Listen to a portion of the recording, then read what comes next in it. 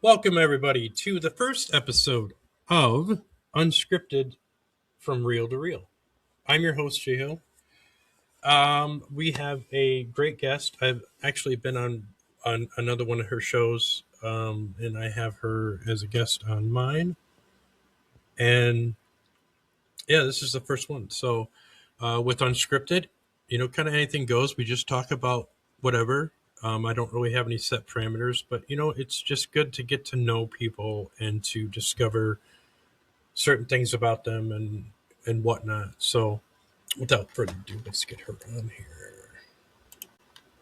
Hey, Jay, how are you? Hey, I am good. How are you? I'm fabulous. It's good to be here. Thank you for I'm coming honored on to be your first guest. And it's quite fitting just because, I had fun on your podcast and I just thought, you would be an awesome guest as the first person to be, thank so you. I appreciate that. But, so how are things going? How have you been? Good. Yeah, I just saw some numbers for our network, the All Access Network Television, and viewership is up quite a bit. So I'm excited about that. Yeah, that's overall. Tell me a little bit how that got started. Tell me a little bit how about that got started. I knew very little about that network. Right. Well, I'm a newcomer to the network pretty much. I haven't even been in it a year yet. It was two friends who got together. That would be Gwen and Lee Triana. So they got together and started this thing and said, hey, let's do some podcasting. Let's get a bunch of other people to do some podcasting. And I lost track. I'm thinking there's 23 shows on the network at this point. Oh, wow. So, yeah.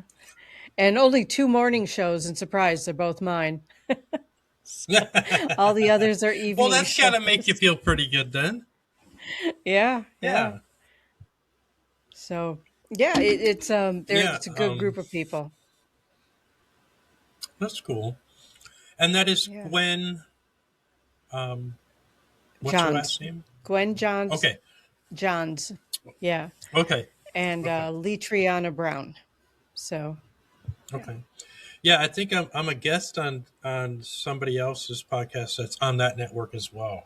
So I was told that Gwen's going to be contacted me, and if I knew her, and I said, "Oh yeah, I've dealt with Gwen before and talked with her." Yeah. So. But yeah, she's awesome. Yeah, she is, and I think that the network itself. I mean, I love some of the intros that you guys have for the network. And she's done a really good job as a producer aspect of it, and so I'm looking forward to seeing what more that network can do. And I think that there's quite a few different networks out there that are starting to pop up here and there, just because streaming TV and even regular TV is hard, is kind of hard to get on lately. You know what I mean? So it's like people just like, well, we could do it ourselves, and so let's just do it ourselves. Right. Everybody's on the internet anyways. Exactly. Before it was like YouTube.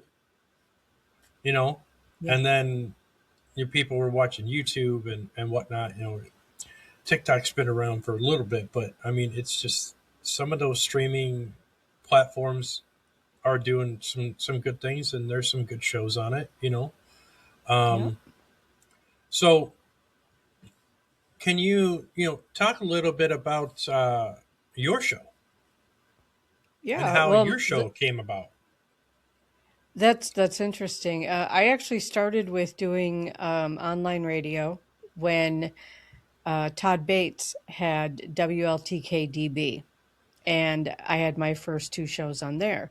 The first show I did was be the change. And it was kind of similar to what I'm doing now, interviewing different people and that Hmm. sort of thing. And then I had a show with my son that was called The Paranormal Room, and they were back to back shows on the same night. So that was pretty cool. And then when Todd closed the station, I decided to do YouTube on my own. I'm not good at it. I'm not good at the tech end of it. That's what I'm going to say. I'm not Hmm. good at the tech end. So it didn't really do much, but I kept doing it anyway. And then Right. um, I met Gwen. I had three shows actually that I was producing and not doing very well producing. Um, I had a Paramystic podcast, which is the one I now have on the network. I was Hmm. doing Red Road Paranormal with Bobby Resnick Calkins and Breakfast with Bobby with my friend Bobby Klebano. And I'm still doing Breakfast with Bobby and Paramystic podcast. So Paramystic podcast actually came about as Paramystic Christina, and I was approached by a gentleman who was doing another online radio station kind of thing, and then decided he was going to change venues and do something else. So he's now doing something else, but I created this whole show for his network that ended up Hmm. not becoming a network. And so I just kept doing it on my own. And then when I was overwhelmed and needed to cut something out, I decided to step back from Red Road Paranormal and just let Rez have it. Well, Rez had somehow connected with Gwen. I don't remember how that happened. And they decided that our final episode she was going to produce. And that's how I met her, was when I was Nice. quitting another show. so so that's how that came about. And then Oh. she just kept talking to me about being with the network, and I'm like, you know what? I think maybe being with the network would be good because it would give me more exposure. I'd be able to meet more people. So Hmm. that's what I Hmm. did. I went with them starting last summer when Wow. I got back from the UK. So Nice. Yeah. Um, yeah. I love your show, and I think that thank you. that aspect of it is pretty cool. I mean, what made you get into the whole before you went to the network? What was your idea of doing a podcast? What was your main worry, I guess I should say, when you first started out? When I first started out back with Yeah. WLTKDB, I had never Yeah. sat in front of a microphone before. It was brand new to me. I'd never sat in front of a microphone. So, um, Diet actually was the one who kept encouraging me to get a show going on WLTKDB because she had her show there. And Hmm. so I connected with, she got me connected to Todd, and he's like, well, just try it. If you don't like it, you don't have to do it. Well, turns out he was right, and it's addictive. So here I am, Hmm. 5 or 6 years later, still doing it Yep. because it is Yep. addictive. What is addictive about it? I don't understand it, but it is. Right. No, I would agree. It is because I've been doing this 5 or 6 years myself, and I started out, and it's kind of funny because I'll tell everybody uh, a little bit of the story of how I got started. Um, Yeah, please. I was guest on a show, and it was my first time ever being as a virtual guest and anywhere. And during the interview, it was different. There were too many dead air spots, and there were too many different things in there that just really made me feel uncomfortable. And I'm like, gosh, I really don't like being uncomfortable, especially when I'm doing it live, you know. Right. And after that episode, or after that first appearance on somebody's podcast, I was like, I would, I think I could do this better. I mean, I automatically had a whole bunch of things of what I wouldn't do and what Hmm. compared to what I would do to make that show successful. And this little voice on the side of my head said, well, then why don't you? And I'm like, okay. There you go. Pondered on it. And I saw an ad on Facebook of a gentleman looking for a co-host on it for a podcast because his host um, just bailed on him, just quit, didn't tell anybody, just left and left this whole show high and dry. And so Wow. the other member left too, and he's like, "Well, if he's not gonna do it, I'm not gonna do it." So this guy was just kind of like, "Well, what do I do?" So he put out this thing, and I saw it, and I contacted him, and I called him, and he was very nice, and got to talking, and um, he would like to have me as a co-host and this and that. And I said, "Yeah, I kind of new. I'm new," and he's like, "Oh, you'll be fine," and this and that. At the end of the conversation, the truth really came out. Was what he wanted was somebody to host again, somebody to take the control. All he wanted to do was basically kind of just show up. And I was like, oh, so I went from being a first time co-host to a host and doing everything in a matter of a phone call. And I was like, oh, and so I thought about it and contacted him and said, yeah, let's make a go of it. And that's when I created Studio Six Paranormal Podcast, and that I did all the artwork for it. I did all the advertising for it. I took control of everything. All he had to do was plug in and show up, and that's what he wanted.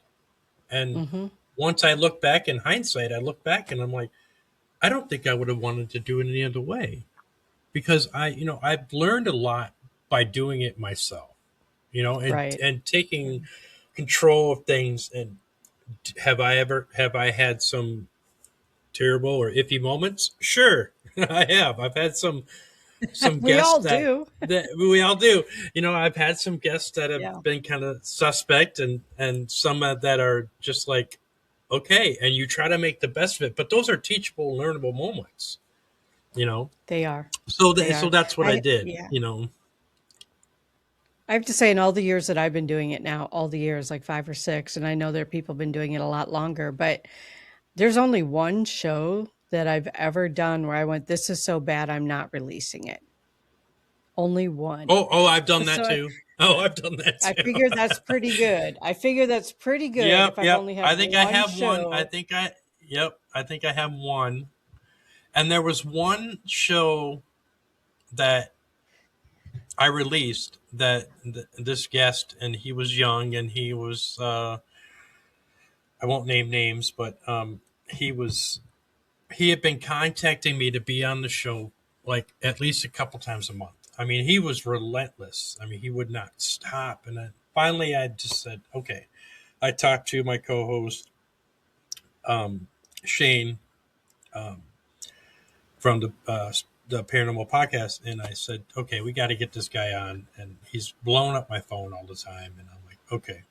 So and I usually do, and I don't know about you, but I usually try to do a background a little bit on people, because I don't like Yeah, I to wanna kind know of. a little I bit. want to know something. I don't want to know everything, but I mean, I want to Right, know how legit that you actually are. And to me, that just goes with taking care of your show. You know what I mean? It's right. not something where there are some people that say, "Oh, you should have everybody on your show, and you shouldn't have to do backgrounds." And it's like that's not true. You need to have some type of control over that. And I I did agree it with with you. this kid, and grudgingly, I was like, "Okay, I'm going to do this." And once we had him on, it became to me and Shane had to kind of control the narrative, because he was kind of off the rails a little bit. Nice kid, but he thought that by doing paranormal investigations and ghost hunting was um like int- kind of like demanding, and talking bad to spirit, and um what's the word I'm looking Oh, for? Not intimidating, but um when what disrespectful, mhm. and demanding things and this and that, and being really angry, and it was just, so we were trying to control that a little bit. So it's like, okay, that's not really the way to go about this. um there's a Yeah, respect level, especially when you're investigating within the paranormal and whatnot. and we made it work. It was rough, but we made it work. Well, later on, I got onto a network in the UK called I don't even remember. My brain right now is uh, the Ghost Network. I think it was called. It was in the UK, but anyways, um, it was on their network, and I had my episode of that on the YouTube. And lo and behold, that was one of the first ones he downloaded to put on that network. I was like, Oh oh man. my gosh, dude, really? And so, yeah, so it's still up there. And yeah, but in hindsight, you're going to have moments like that. Um, Right. Let me ask you, were there moments that really made you cringe when you were doing podcasting? I'm trying to think if there was anything specific that I can think of. I'm sure that there have been, probably more from, because I've forgotten words or I left too Hmm. much dead air or, something like that. But I'm trying to remember. I mean, I haven't necessarily agreed with all of my guests, but that's not a requirement. I don't have to Right, agree right, with my guests. right. Um, I don't think there's been too many cringeworthy moments. Not that I can think of specifically. What about you? Yeah, I mean, I've had guests that I don't necessarily, well, the one I just talked about, Right. I didn't agree with him, but I wasn't rude to him, or I wasn't, you know what I mean? It was just more or less, okay, I mean, this is what we think, and this is how we feel about what you're talking about doing and how you do it. This is just our opinion. Um, the only other cringe moment I've had is when I was interviewing a guest that I thought very highly of, and I loved his book. And he was on Travel Channel a couple times for a show, and I watched it. And I met him at a Paracon a year before, and he agreed to be on my show. And so this whole thing was going and it was started, and all of a sudden my Wi-Fi went out. Oh, yeah, I've It had that happen. froze. Yeah. And I was in the middle of questioning. So when I came back, I lost all my thought process, and I was asking him dumb questions that were like, and my co-host was looking at me like, "Are you really gonna ask him that?" And I was like, and I was just, that was a Wow. really cringe moment. And and when I saw him again in person, I apologized, and he's like, dude, it happens. It happens to the best of us. And It so, does. I mean, that was probably the most cringe moment I've had. I was so embarrassed, and that was on live too. I mean, so I lived and learned, and now I do pretty well at trying to make sure that I have enough signal. And I ran into that recently in the last couple months. I had to upgrade my game because Yeah. your Wi-Fi is the best. Is if you can get everything without lagging or breaking up. It makes for a good show, but yeah, it's just Wi-Fi. It can be so spotty, especially if it's bad weather. Yeah. So. Gwen and I were traveling last summer, and I was a guest on somebody else's show, but also on the same network. And Hmm. we were at a campground. We were at a campground, and we could not get single signal at our campsite. We like even the Right. hotspot wasn't working. So we drove up and parked next to the ranger shack to hijack Wi-Fi and did the whole thing. It was dark. We had the her Yeah. laptop sitting on the dash of my car, trying with just Nice. the light from the what do you call those big overhead lights, like the parking lot light. That was the only Right. light we had coming through the car. It was crazy, but we did it. Right. But we did it. Well. Yep. If there's a will, there's a way, right? So, Right. Right. Right. And yeah. and that's also with me. I mean, when I was because I started doing my first show in a haunted hotel, and Cool. I asked, and it's like 10 minutes from my house, so I asked the new owner, if I could do my new podcast here, and she said sure, and so she set me up in the office, and I would, set up and tear down every once a week. Hmm. I'd have this big, tub and container that I would have all my stuff in it. I have my table and the whole 9 yards, and I had it there, and that was the only bad thing, was that I had to set up my computer every single time. And I still had back then. I still had a big, huge tower, and Oh I boy. didn't have anything small, and and I had two screens. I had double screens, so it was really cool, and it worked. I mean, Hmm. I had great experience with that. I mean, but there were times in the beginning when I first started, um, the spirits there. I know that there's quite a few around in that, and when I was setting up and I would hear things and knocks and whatnot, um, I would also see that once I'd have everything set up, that nothing would work, and I was like, what is the deal? Everything should work. And so I would have to go through that whole troubleshoot all this, and I would spend so much time until it come down to, in the middle of live show with interviewing somebody, there were some things that happened that shouldn't have happened. I mean, it was suspect. It was like, okay, why is that happening? And there's no reason for that to happen. And eventually, I just sat there and I talked to the spirits. I said, "You guys, please, this is my show. This is what I'm trying to do. I really like doing this. Please stop messing with my electronics." And then it quit, and then everything ran fine after that. Well, Yeah, that's nice. At least they listened. did. Sometimes they Um, don't. Sometimes they don't Sometimes they listen. don't. Sometimes they don't. But Yeah, I mean, I had a couple incidents that had a little different, unexplainable activity on live, which was fun, And then about a Hmm. year and a half later, after that, they were remodeling, and I kind of got booted.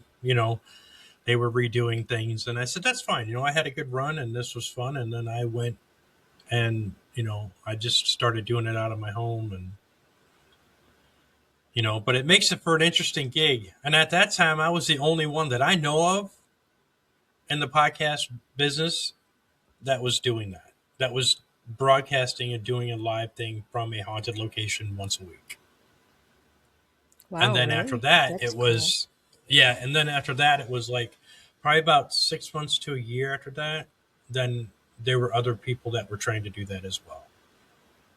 So Well, it does I'm make not saying sense, I'm a I trend suppose. center, but I'm just saying I just thought But you're it a was just an trendsetter. idea. Yeah, it was just an idea that I thought was kind of cool. You know, And you had the so opportunity, so why not? right, right. I did. I don't ask me what gave me the gumption to go talk to the owner and said, "Hey, can I do a podcast in your hotel?"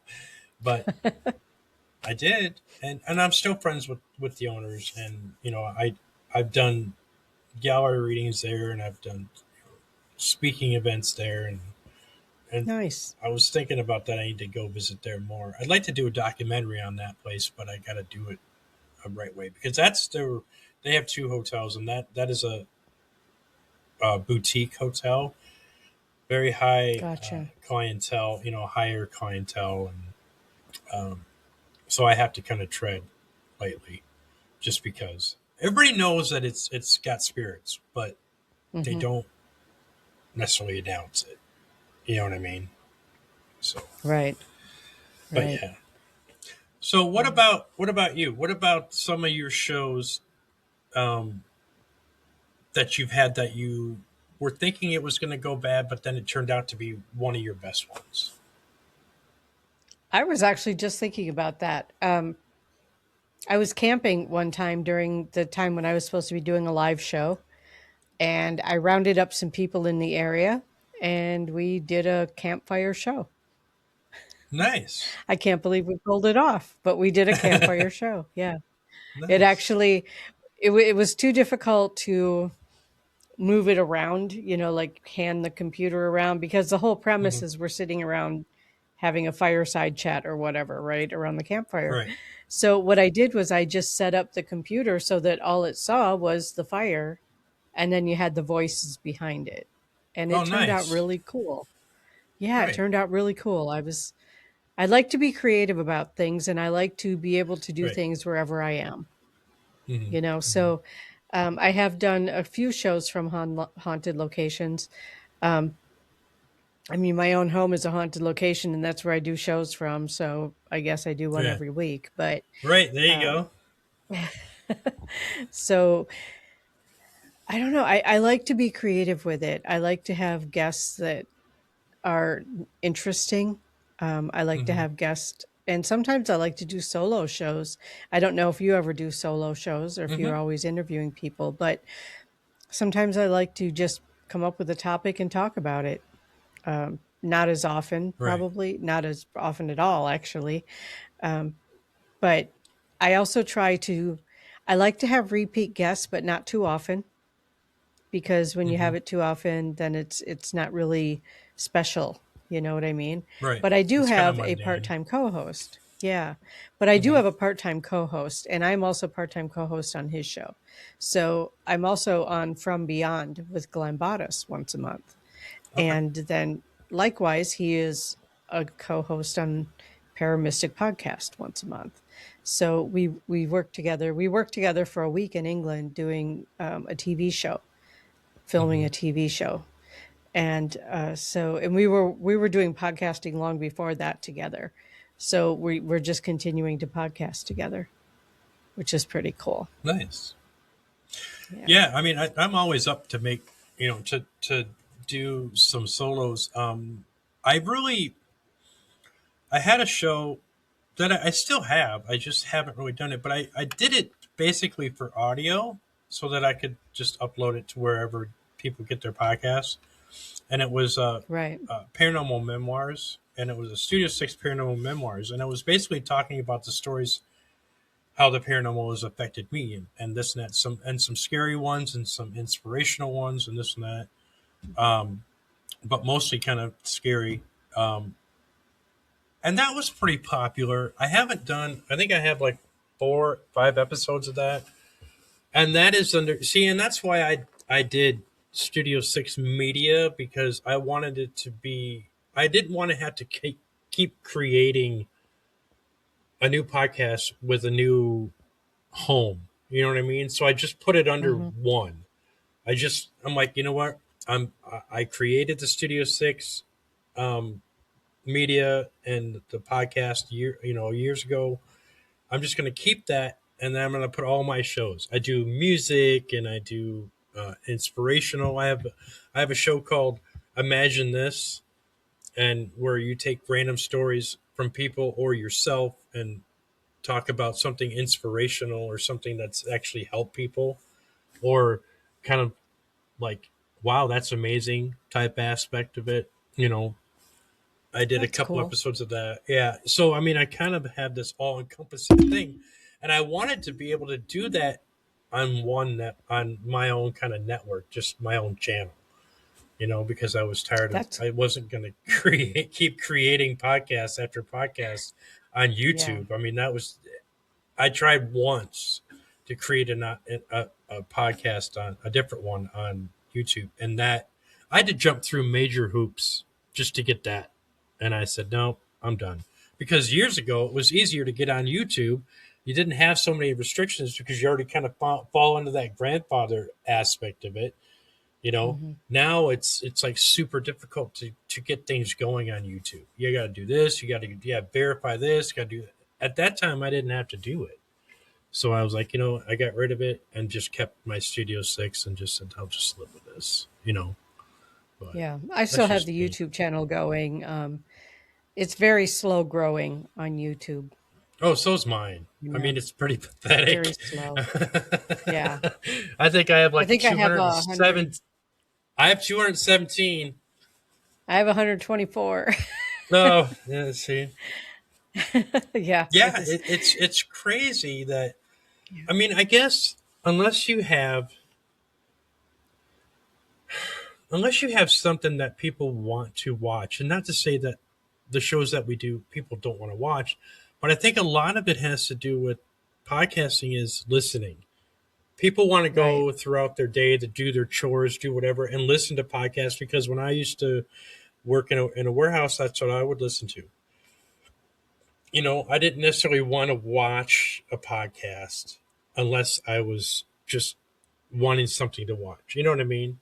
And that's why I Right. think that a lot of the podcasting on like uh, like Facebook has kind of gone down a little bit. The viewership aspect of it for me, I see a lot of people that have different podcasts that are on live Facebook, and there hardly is anybody engaging.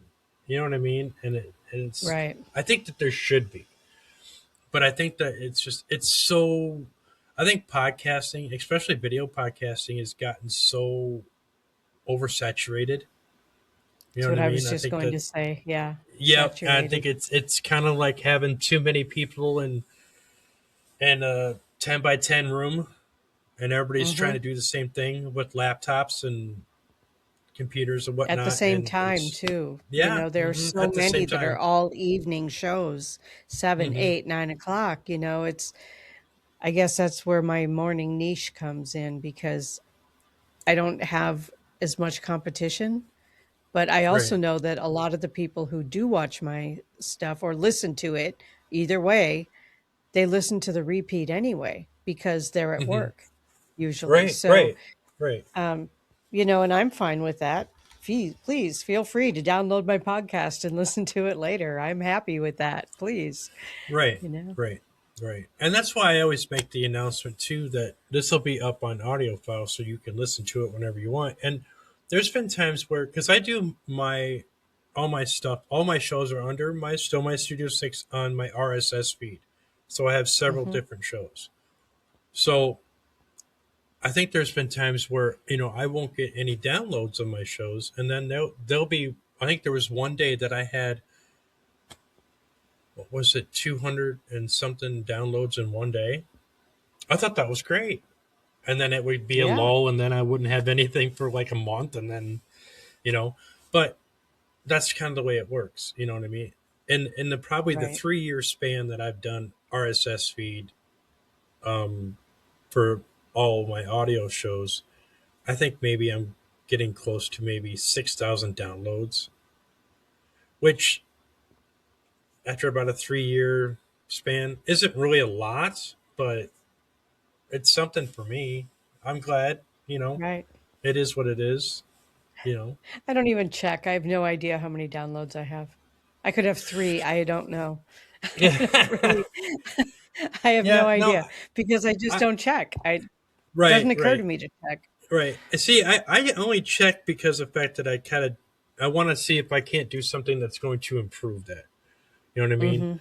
With different shows that I Yeah. have on there, I want to be able to see what, because it'll my RSS feed will show me exactly which ones were download and where. Like I have a lot Right. of fans in there's Germany, and as well as in like Singapore. Philippines is big, but I've also got a lot in Texas and a lot in Illinois because I'm close to Illinois. So I'll know exactly where that download takes place. And it's kind of like when I started getting more over in Europe, I started doing more guests from Europe, and that Right. brought it up. And people were like, "Oh, this is really cool." It was a little difficult because of the time change, because I would have to, I would try to convince them to do it at 6 at night, where it be noon for me. So that was kind of difficult. But I just, That's what Glenn and I do because he's in hmm England. So, yeah, there's that 6-hour time difference. We have to figure yeah, that out. So, yeah, usually when we record, it's 11 a.m. here and 5 p.m. there. It just right, seems to right, work out. It seems to right, work out that well that way. yep, But because yep, of the time difference in his schedule, he can't be live on the show. So we always have to record that one.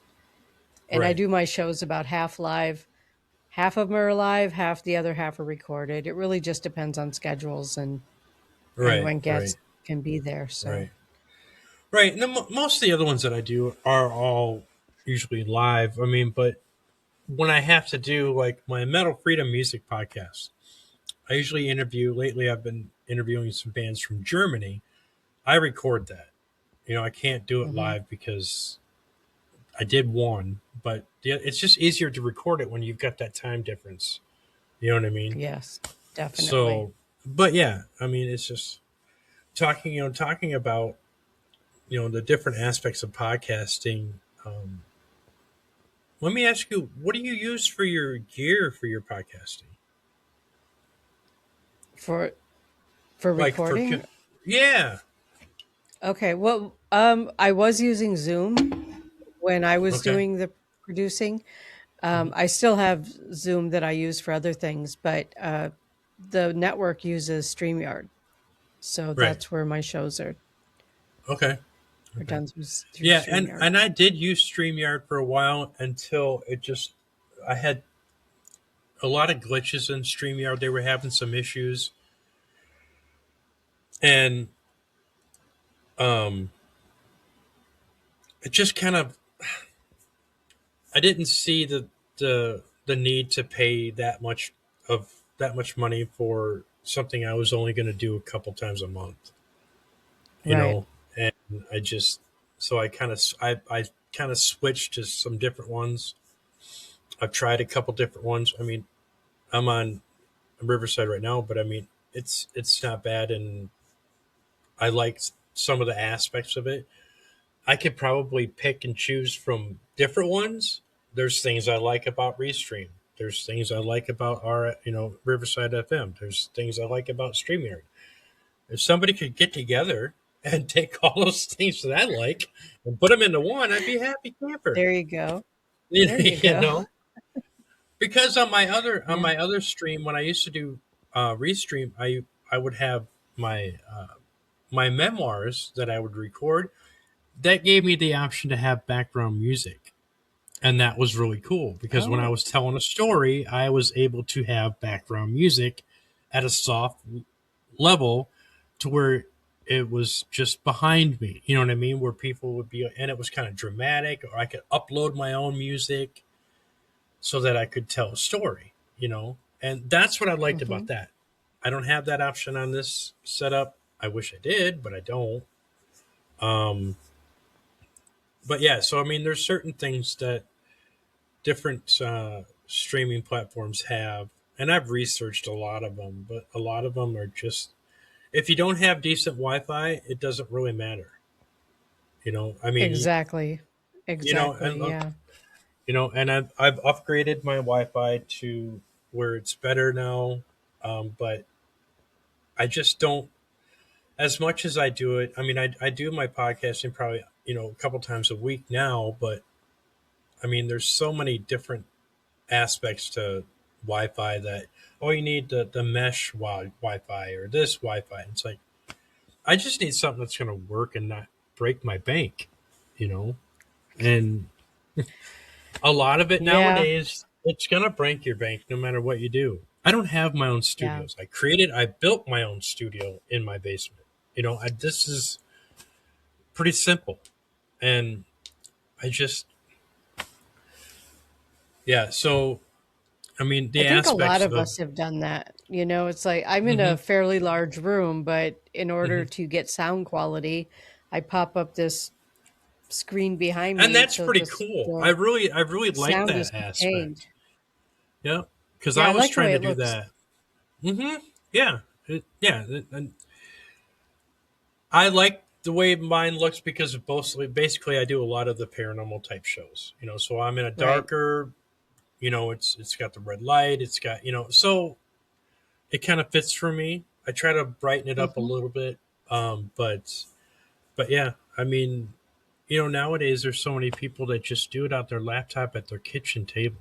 And it's like what it works. You know what I mean? It And works. Yeah, people do it people on the phones. right. I People now run that's funny podcasts from their because phones. I had to when my computer went down. a couple of years ago, and I was in the process of getting a new one. I had to do a lot of my shows via my phone in my car, I've done it. and I've done it. I hated that. Oh my gosh, I feel especially ya. at night. It was just the lighting sucks, and it just was awful. Now, the only good thing about that was because I was on my phone and the connection was good because I had 5G. I Mhm. mean, I didn't have any lag because it was on my phone, which Right. was nice. But there again, it was small. It was hard to see. And plus the fact that my phone's from 2020, Yeah, I and think mine's from like 2017, but it still works. right, and mine So, still works. And my phone, because yeah. I've got an Android Samsung S20 Ultra, and I compared to every time I was thinking about upgrading, I would compare it to the new one that was coming out, and my phone was still better on so many different Okay. levels. And I was like, except for small things that they changed. And I know that Samsung kind of went all in on the S20s and realized, crap, we kind of threw all our eggs in one basket. We got to go back and take some of that out. And they did, and then they made it so now the 2026 I think is going to be comparable to the 2020s. I love my phone. Don't Yeah, get me wrong. My phone yeah, has been my my savior in a lot of different media aspects because I mine too. record I and have an all that stuff. S10. Yeah. I'm still running on the S10. Yeah. The S10 S20s, and plus. Yeah. you can't they stopped selling the S20 Ultras 6 months after they came out because they realized that shit, we kind of overshot the mark on that one. And then they quickly rushed out the 21s. And then if you look at the comparison, I looked at the comparison and it's just like my S20 was still better. I'm like, well, why'd they do that? So, but, I've been looking for a new phone and this and that because now my phone's getting bleed through from the screen because Yeah. I was dumb. One time I was dumb and I wasn't paying attention. I had my phone next to a microwave Oops. and it kind of just yeah, it kind of ruined my not ruined it, but kind of gave me all my apps I could see through on a white screen now, and it's like crap. And that was because Mine is I just kind that's of losing function, like different functions are malfunctioning one at a yeah time. yeah my port on my phone I can't plug it in anymore because of the fact that that port doesn't work, but I can charge it by having it on a pad. I have that. That's the only way I charge it Yeah. now. Um, but yeah, it's just there's some things that are not that are starting to break down after a while. But Yeah. yeah, Mine has been soaked a few too many times, I think. It just I actually have a separate rice dish just to put my phone in because it always seems to really, get wet. So, yeah. I've never had that issue Yeah. with this phone. I've gotten it wet, but I've never dropped it into water. But I mean, knock on wood. Yeah, But I had yeah, it fall I out of my mean, pocket one time when I was rock hunting in Lake Michigan, and it oh, got pretty soaked. I bet. So, yeah. Where at in Michigan? Lake Michigan, actually, it was Port Washington, Wisconsin. Oh, in Port Washington. Yeah, That's a beautiful area.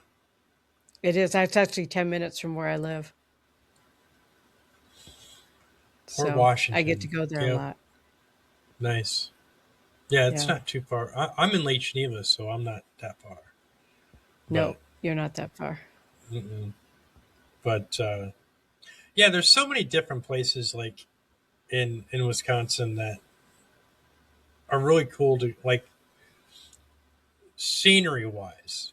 If you go up north, Yes. like to like I'd say Mercer or Manitowish Waters, you know, Beautiful. yeah, Beautiful. my wife has Yeah. relatives that are buried up in Mercer, Okay. And yeah, it's just we stayed up there on a getaway once in a cabin that was on a lake, and it was phenomenal. It was funny because the late when we get up there and we park and we go to this cabin to talk to the lady about and her husband about renting the cabin, because we were there, and we locked our car, and she come out and says, you don't have to lock your car when you're up here. And I'm like, she's like, we haven't had anything crime related in 50 years, or 30 years or whatever. And I'm like, I said, that's all well and good, but there's always a first time for everything. Yeah. Well, So, I actually went to high school in Minocqua, so I'm very familiar with that area. oh yeah, yeah, And I actually go up there a lot. I still have some friends up there. My husband's family is still up there. nice, So I do go up there quite often. And I have a friend who actually owns a resort on a lake. I nice. do retreats there. Oh, So what's the name of the resort? it's a Black's Cliff Resort, Hazelhurst. Nice, nice. Yeah. I'm sure that you've probably been to Little Bohemian. Oh yeah. Yeah. First Oh time I yeah. was there, I took pictures of all the bullet holes in that Uh huh. in that place. For people who don't know, that was where what's his name? Dillinger, wasn't it? John Yep, Dillinger. John Yep. Dillinger was there, and the FBI was waiting at the end of the driveway, trying to catch him and one of his cohorts. And yeah, that Yeah. was really It cool. I was love that. Babyface a Nelson. Babyface Nelson. Yeah. Yeah. Yep, I yep. think I He was went a to dinner like before prom at Little Bohemia. I think really, that's Yeah, I think that's where it yeah, was. Yeah. yeah. That place is really cool. Yeah, I really enjoyed it. We've been up there a couple times, but what was really cool in Mercer was one of Capone's brothers owned that bar up there that was on the main street. I can't remember what it was.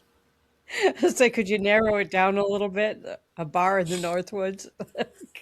Well, There are in thousands of Mercer, in, bars in the in North. in Mercer though, in Mercer that was the only one on the main street. I can't remember the name of Okay. it, but it was I think his brother owned it, and I think that he died up there. His brother did. I think he was Oh. God, either that or his nephew. I don't remember. Gosh, my brain just is not working today. But I actually taught a um, class in Mercer in December. I was up there teaching drum making. nice. Yeah. Oh yeah, So, nice.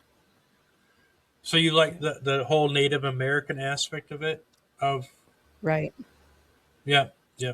I've always been Yeah. drawn to the Native American culture since I was 20. I mean, it was just I there was a movie I watched that I was totally flipped, and I invested in Native American flute music, um, meditation, the whole nine yards. Oh yeah.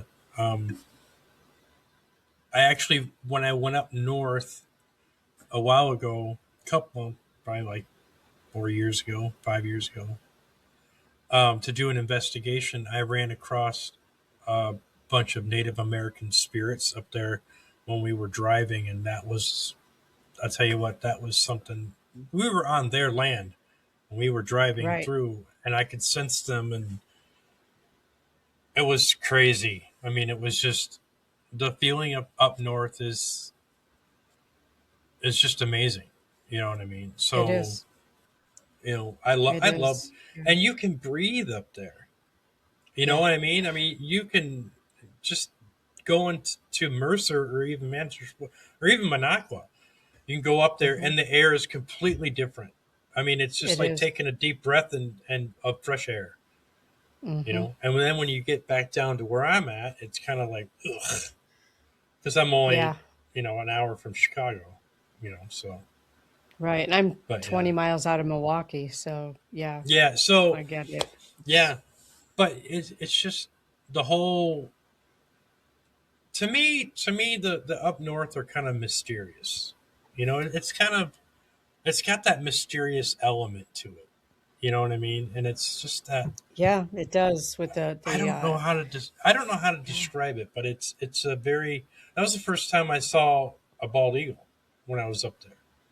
I was up there with Okay. my family and I was fishing on Spider Lake, I think it was, and there was an eagle that flew over right over my head and went down to grab a fish where I was fishing right there and take off. I just thought that that was like, and it was That like is pretty 5 feet cool. above my head. It swooped down. And I'm like, what was that? And I look up and there it is. And it was just dive bombed. And I was like, wow, that's really cool. Did it get the So fish? it did.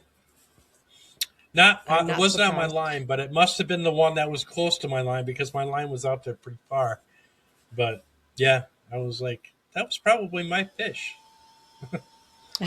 It So, probably was. But the eagle earned it. right. But yeah, I mean, so that whole Yeah. aspect of it is the kind of Yeah, clarity northern that you can Wisconsin view from. and the Yeah. upper peninsula of Michigan and that whole Hmm. area is just stunningly beautiful. And then there are places, along the other side of Wisconsin, along the Mississippi River. I think a lot of people don't realize Wisconsin has two coasts. We Yeah. have the Lake Michigan coast and the Mississippi River coast, Right. and the bluffs along the Mississippi River, and it's just gorgeous all the way. It's Oh, just I agree. beautiful. Yeah, my wife has been up to the inner Upper Peninsula and Duluth and the whole. Yeah, her and her girlfriend they go up there every year and vacation and stay at an Yeah, Airbnb and yeah, they like it up there and it's beautiful. You know, I mean, it's it just is. without dispute, it's very beautiful. Like I said, the air is clear, air clean, and yeah, it's pretty cool. It's an experience. To me, it's a moving experience. I mean, I am more of a. I love Wisconsin. Don't get me wrong. I was born here, but I have a, a love for Colorado. You know, and Okay. being in the Rocky Mountains in Colorado. You know, I used to live there when I was little. I used to visit the mountains quite a bit, and I would visit there. And I've had so many different paranormal experiences there. I have it on my paranormal memoirs show. I have an episode of that talking about my vacation there. That all that happened on that vacation was just phenomenal. It was just crazy. But there's places where I've been to a couple different times, and there's something about the Rocky Mountains that I can't even wrap my head around. You know? For me, I think it's any mountain range. I've lived Yeah. near the Cascades, the Northern Cascades, Washington State. Um, I go to the Adirondacks every year in New York. White Mountain in oh boy, White Mountain I believe is in Vermont, and the Green Mountains in New Hampshire. Mm. Um, the Poconos, the Smoky Mountains, I'm not can't even remember all of them, but I love mountains, and I think one of I the do too. most incredible experiences I've ever had was when I was traveling alone, and I was going through Wyoming and the Big Sky Mountains, and there's Medicine Mountain. I don't know if you've ever heard of that, but it's one of Hmm. the peaks in there, and there is an ancient medicine wheel on top of that mountain, Oh wow. 10,000 feet up, and I was able to actually be up there. I got up there later in the afternoon, and I had medicine ties from my students and went up, tobacco ties from my students, and I went up and I hung them all, and I didn't know what the prayers were. Everyone prayed silently when they were making them, but Hmm. it was just the most moving experience. And they have a fence now around it. You can't just walk into the medicine wheel. There's a fence around it, and I just hung the prayer ties around all the way around on the fence. And then I went kind of for a walk, and I walked through a portal into, like, it was like a completely different, I don't know, planet, time, I'm not even Right. Right. sure.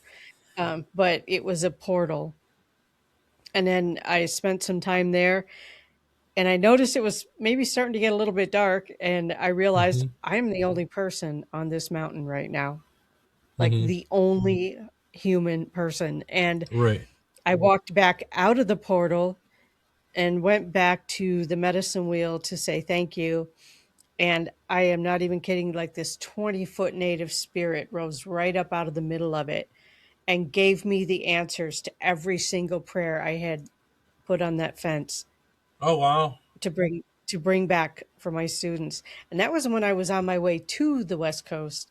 And somehow it stuck with me until I delivered the messages. And now I don't know anything that was said because I delivered the message. It wasn't mine, but I was able to Right. carry that Right. message Right. until I delivered Right. them. But even when I came back down off of there, even the park rangers were gone. Like I was literally the only person there. You had to And have felt so enlightened. oh my God, it was amazing. That wasn't on my bucket list, but it should have been. that was Right. that I was mean, just by amazing. you It telling me was. that story, I mean, my eyes are getting full. I mean, I could feel the Yeah. energy of that story because I'm kind of looking into that story, and what you were Hmm. experiencing was probably a very it's moving for me just sitting here listening to you because it was just yeah. It was There's powerful. something about the higher grounds on this planet is Hmm. I don't know, it's a spiritual awakening to me. That's why I love mountains. That's why I love the Rocky Mountains. That's why, all that aspect of it is just it's like being closer to God, and it's like being Oh, I closer to agree. the total spiritual aspect, Absolutely. the spirit realm, and all of this. So yeah, I mean Yeah. that's awesome. I'm glad that It you is shared that powerful. because there's so many different places that are out there that are Hmm. filled with that. You know what I mean? That are open that people don't even know about. You know. Right. Right. And a lot of people go up there. You actually have to be native in order to Mm-hmm. put prayer ties on the fence. So Mm-hmm. it was what was even more interesting to me. I guess when I got there, I was amused by it. But the two park rangers were young ladies in their early 20s, Mm-hmm. and one of them was from Wisconsin. And Ah. when she spoke, I said, "Which part of Wisconsin are you from?" And I'm not even kidding. You said, "How do you know?" It's a thing, you know. Your accent gives you away, sweetie. Yep, But yep, yep. they were very Yeah, sweet, and they even asked me, "Do you have your prayer ties with you? Because only natives can hang them." I'm like, right, "Yes, I right. do. Yeah, I do have them." So yeah. yeah, That's it awesome. was an incredible experience, and I don't know that I will ever have an opportunity to do something like that again. But I'm so grateful to have had it once. Right, right. Yeah, it's a moving experience. That's kind of similar to what I had when I was going up north through um, the Native American land when I was going up there. Was that through Um, Lac de Flambeau? no, it was. I know there are several, but that's the one that Yeah, it I was. grew up with. I can't remember exactly, but there was a small town up there and it was right before I had to drive through. So my experience when I went through there, and I was listening to Native American music as well, and I kept getting these messages when I'm driving, and my friend who was passed out sleeping, and I'm experiencing this, and I'm like getting teary eyed and all this stuff, and I could feel this like spirit go through me, and I was driving, mind you, Mhm. and I could feel this, and I could feel, and it was like for several miles when I was like experiencing all of this stuff. And by the time I got to the point where I heard the native say, "Your name is Strong Warrior," and after that, and my friend, she woke up and she was like, "What happened?" She's like, "Why does it feel so weird in here?" And she was seriously like, "Oh my God, I felt like everything's like electrified. It's just charged." And I'm like, yeah. Yep. And I explained it to her what happened. She's like, that is just awesome. And I'm like, yeah, it was. And I still remember that feeling. And Yeah. it was good because of the fact that I had that protection when I was going into this investigation that I needed it, because there was an elemental there that was Hmm. untethered, and it caused Oh, hectic on everything. Yeah. So right. there was a reason for that. And, but yeah, I have certain ties to Native Americans, and I'm still researching, trying to figure out what. But a couple of my guides are, one of them is a Native American. So That's pretty yeah, cool. and it is very cool, and it was very, you get emotional. You know what I mean? Especially Hmm. when I deal with that whole that meditation and all that stuff. Like I said, driving through that and hearing and feeling and experiencing that was the most. It was incredible, and so I'm sure that you experiencing that the way you did with the prayer ties, It that's was not a amazing. coincidence. Yeah. It's not a coincidence that we're talking about this. I mean, we both have similar Right. experiences with Native American spirits and the protection of the Native American spirits and whatnot. You know what I mean? And I think that we both fall Hmm. into that category of being selected as some type of descendant of that power of the Native American Right. spirit. You know what I mean? So Right. I My always ancestors, yeah, my native ancestors actually come from Alaska. okay. So, um, Alaska to Sweden to back to North America. So, I am third generation American, but I am fifth generation Native American. Hmm. So, Hmm. because of the way it worked. Nice. And I have yet to find that lineage in that aspect. The only thing Hmm. that I have is from my uncle, who said that we had an aunt or somebody that, like a second generation aunt that was a Native American, who used to sit on her front porch and smoke cigars. So Okay. back then, well, I mean, and that was years Yeah. ago, that my uncle had said that. And but if you look at my father, who's passed, if you looked at him,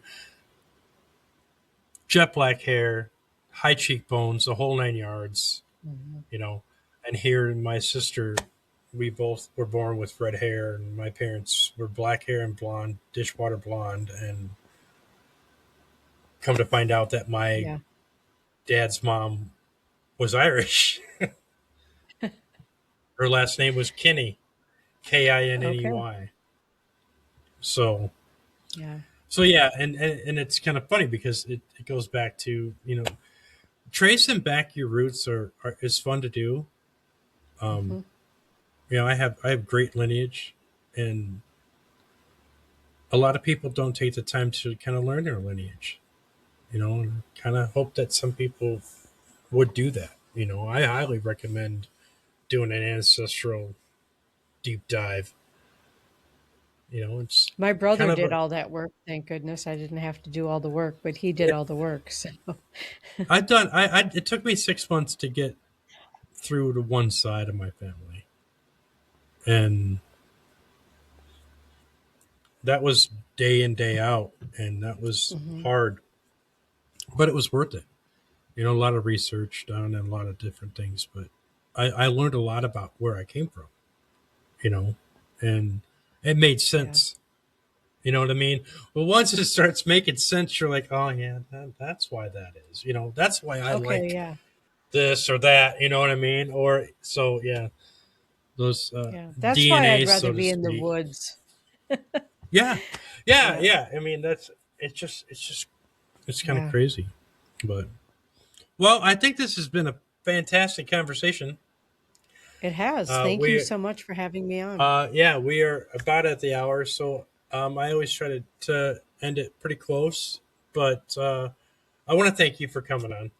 I want to thank you Thank for you. being my first guest. This has been a It's great been fun. conversation. Yeah, it really has. Really has. Yeah. Um, everybody, this will be uploaded on wherever you get your podcasts, as well as a version will be on Studio Six Media on YouTube channel within the next day. So, having said that, Nice. I Thank want to you. thank everybody. I want to thank you again for tuning in. Yeah. Thanks everyone for listening.